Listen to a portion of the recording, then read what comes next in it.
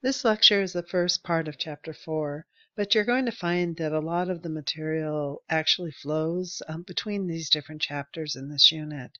So I'm starting this chapter with actually a reflection back to pH, which was from Chapter 3, because I wanted to make sure that you understood the pH scale. So as you know, the scale goes from 0 to 14, and it's actually the negative logarithm of the hydrogen ion concentration. So you can see that reflected in this diagram right here. And it also gives you some nice references of different common elements or substances that have these different pHs. But more importantly, when you're looking at the pH, so for example, when you change pH from 1 to pH 2, what are we talking about there in terms of the hydrogen ions? You need to remember that since this is a logarithmic scale, we're going up by 10 times. So we're really reducing the number of hydrogen ions by a factor of 10. And the same thing here, when we go from 8 to 7, we're getting 10 times more hydrogen ions. So anytime we're going down the scale, we're actually getting more hydrogen ions. We're getting more acidic, in other words. And if we go in this direction, we're getting fewer hydrogen ions, or we're becoming more basic. So that's just a quick review before we get into our study of carbon. So it's pretty clear that the reason we study carbon is because all of organic matter, all of life, is built from carbon. The cells are 72% water and 25% carbon compounds.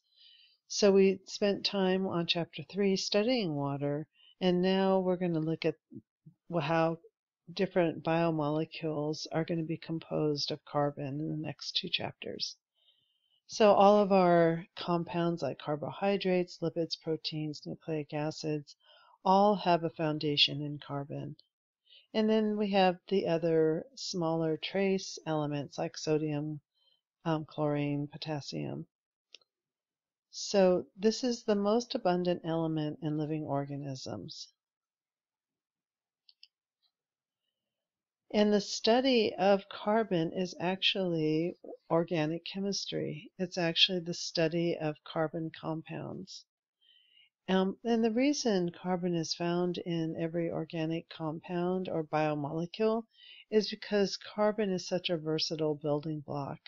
It has excellent bonding properties, and it all comes down to its valence shell, which has 4 stable electrons in it, exactly half of a filled valence or half from being empty.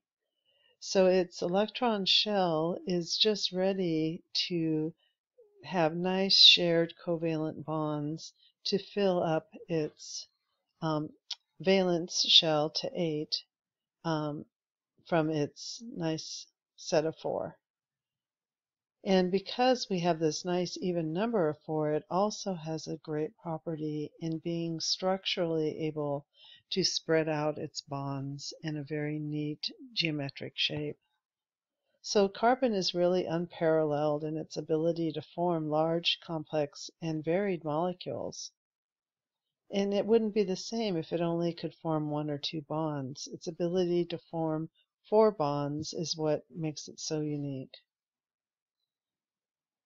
So looking at this chart here, just to review again from chemistry, elements in the same column have the same valence, and that means they're going to have similar chemical properties because they're going to form similar types of chemical bonds. So the ability or the attraction that an element has to steal or at least be attracted to other electrons in other elements or atoms is the element's electronegativity. So oxygen actually has only medium electronegativity. So that's why it only pulls the electrons partly off of the hydrogen atoms. But chlorine, on the other hand, is very highly electronegative. And so it actually would pull, not share electrons away from another molecule or another element. And so that chlorine is much more likely to form ionic bonds where it's stealing electrons instead of polar covalent bonds like oxygen. Carbon, on the other hand, is very weak electronegatively, so it only forms nonpolar covalent bonds. And atoms tend to complete a partially filled valence shell or empty a partially filled valence shell. So this the electronegativity of an atom is actually what is going to determine the properties that that atom will have when it actually makes compounds and bonds with other atoms. So this is a picture showing you the different um, electron configurations of some of the common elements found in living things. So you can see carbon can give its covalent compatibility with many different elements because the valences of carbon and its most frequent partners, like hydrogen, are the building code for the architecture of biomolecules. So you can see how these outer shells help determine the valence of each of these elements.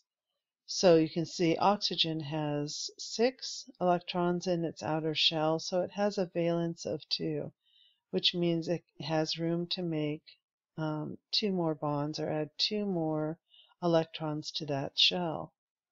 Whereas hydrogen, this is a valence of only 2, not 8, this inner shell here.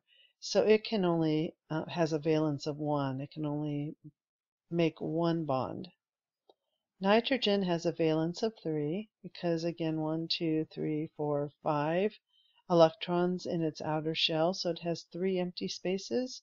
So that means it can make 3 bonds. And carbon has that valence of 4, so because it has 1, 2, 3, 4 already, so it has room for 4 more to make 8. So that means it can make 4 nice covalent bonds. So in molecules with multiple carbons, each carbon is bonded to 4 other atoms, and when it does that, it makes a nice tetrahedral shape. So again, the ability to make 4 bonds gives carbon the ability to make a unique structure in the way that it's three-dimensionally a tetrahedron. But another type of bond that carbon can make is a double bond. So you can see here with ethene, we have this double bond here. And when we have that double bond, it actually changes the shape of the organic molecule with carbon here. So this is a hydrocarbon molecule, ethene or ethylene. And you can see how these are tetrahedral, these top two, the methane and ethane. But this one flattens out and they end up being in the same plane. So that double bond actually stretches out and changes the shape of the molecule. So I mentioned hydrocarbons in that last slide. So when we have a combination of just carbon and hydrogen together, which is found in a lot of biomolecules, we end up with a very nonpolar, hydrophobic chain of elements. So these hydrocarbons are very stable and they have very little reactivity with other molecules and even among themselves. So it's as if the carbon and the hydrogen are just happy being the way that they are. They're very stable and good, strong covalent bonds. so they don't break apart very easily. They're not soluble in water because they are nonpolar, which again, if they're nonpolar, that means they're going to be hydrophobic. What's nice about hydrocarbons is that they can grow quite long. So carbon chains form the skeletons of most organic molecules. You'll hear of a carbon backbone, which is basically this idea of carbons being linked together in a chain. So you can see that here with these different carbon molecules. And hydrocarbons are actually what make up a lot of these carbon chains. So hydrocarbons are the organic molecules, again, that only have carbon and hydrogen. And things like fats or lipids have chains, long chains of hydrocarbons that make them hydrophobic.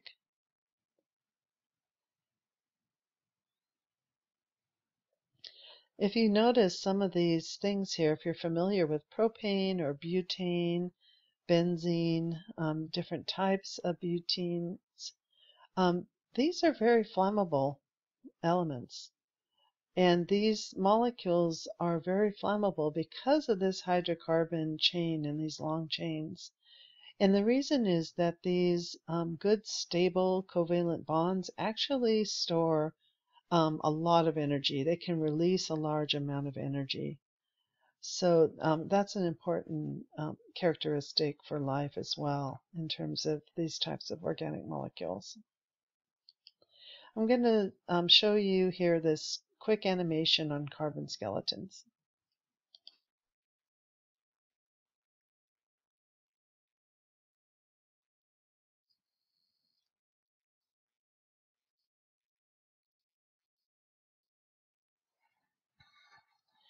Told you it was short, so we'll keep going here. So this actually shows you a part of human adipose cells or adipose tissue, which is fat tissue. And you can see here there's the nucleus and then fat droplets. And these fat droplets are actually made up of fat molecules, are lipid molecules. And what they're showing you here is it has this central chain here that actually has some oxygen attached to it.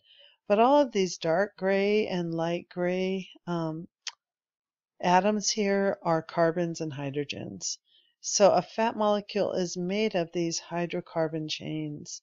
And these, again, are what are responsible for keeping this a very stable molecule that actually is a very good energy storage molecule because of these long chains, which is why fat is where we store our excess energy. And these are, again, what make this a stable hydrophobic biomolecule. So, for example, as you know, you can't dissolve fats in water. Okay, so the next section that I want to cover is on isomers.